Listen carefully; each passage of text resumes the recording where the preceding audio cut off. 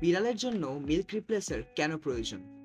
মা ছাড়া জন্ম নেওয়া বা মায়ের দুধ না পাওয়া বিড়াল ছানাদের জন্য মিল্ক রিপ্লেসার অত্যন্ত জরুরি। কিছু বিড়ালের দুধ হজমে সমস্যা থাকতে পারে। এক্ষেত্রে মিল্ক রিপ্লেসার একটি ভালো বিকল্প।